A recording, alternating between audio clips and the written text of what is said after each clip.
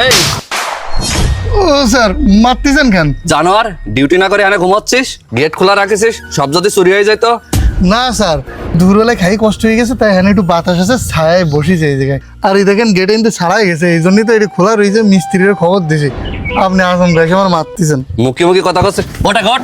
জানোয়ার সারা হয়েছে, যা যা গেটে দে। হ্যাঁ মা, আমি নতুন অফিসে পৌঁছে গেছি, ভিতরে ঢুকে তোমাকে কল দিচ্ছি। দে সালের আগে সালাম দে। স্যার হ্যাঁ, আমি তোমাকে কল দিচ্ছি। এই তুমি নাহিদ না? হ্যাঁ আমি নাহিদ, কিন্তু স্যার আপনি আমার নাম জানলেন কিভাবে? এই তুই আমাকে চিনতে পারছিস না? আমি জাহাঙ্গীর। তুই আর আমি ছোটবেলায় একসাথে পড়তাম না? আমাদের বিলে কত মাছ ধরছি তুই আর আমি, তোর মনে নাই? ও হ্যাঁ, তুই তো আমার সে বন্ধু জাহাঙ্গীর।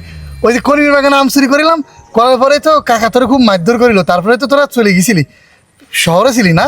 হ্যাঁ বন্ধু, আমি এখান থেকে ইন্টারমিডিয়েট শেষ করে জার্মানিতে চলে গেছিলাম। জার্মানি থেকে লেখাপড়া শেষ করে এখানে এসে ডাক্তার হিসেবে জয়েন করছি। এবার তোর কি খবর বল? আমার আর কি ভাই, এই যে এই সিকিউরিটি গার্ডের চাকরি পাইছি। আমার তো লেখাপড়া কমপ্লিট করা হয়নি, আব্বা গেল মরে দিয়ে দিল কাজে। এখনই যোগাযোগ করে এলাকায় হাসপাতাল, তাই চাকরি হয়েছে। বুঝিস তো, পরিবারের বড় ছেলে, কিছু না কিছু তো করে খাইতে হবে। ও ঠিক আছে, তাহলে তুই গেটে থাক, আমার ভিতরে একটু কাজ আছে, আমি তোর সাথে পরে কথা বলবো।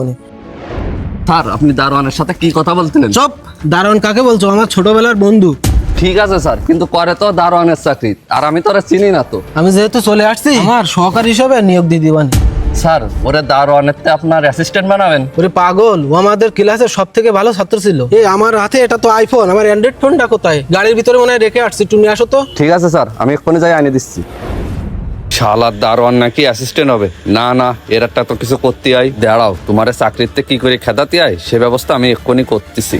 এই জানোয়ার, স্যার এখনো আসে পারেনি, তুই স্যারের ফোন চুরি করে জানোয়ার। ভাই আমি ফোন চুরি করিনি ভাই। এই জানোয়ার, তুই চুরি করিস না তো কিরা চুরি করেছে?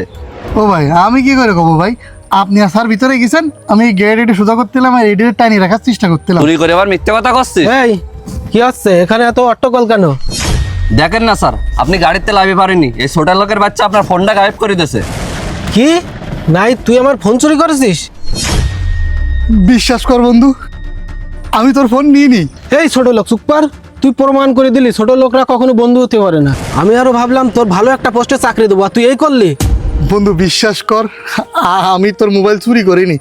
আমি এখান থেকে যাই এই গেটটা সোজা করতেছিলাম আর এডিরে আগুই দেওয়ার ব্যবস্থা করতেলাম। আমি তোর ফোন নেবো কেন ক? চোপ দারোয়ানের বাচ্চা, কোনো দারোয়ান চোর আমার স্যারের বন্ধু হতে পারে না। বন্ধু তুই অন্তত বিশ্বাস কর। চুপ, কোনো চোর আমার বন্ধু হতে পারে না। এখনই এই অফিস থেকে বেরিয়ে যা। বক্কা সাহেব, নতুন করে একটা লোক দেখো, নতুন সিকিউরিটি গার্ড নিয়ে আসো।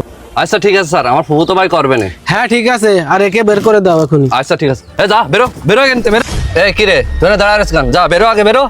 ভাই আমি চুরি করিনি, বিশ্বাস। আবার কথা কছিস, যা বেরো। এই তো আশেপাশে কেউ নেই, যাক মোবাইলও পাইছি আর ওর চাকরিও খাইয়ে দিছি। আমার চাকরি খাওয়া দিছি, তোর চাকরি খাইয়ে।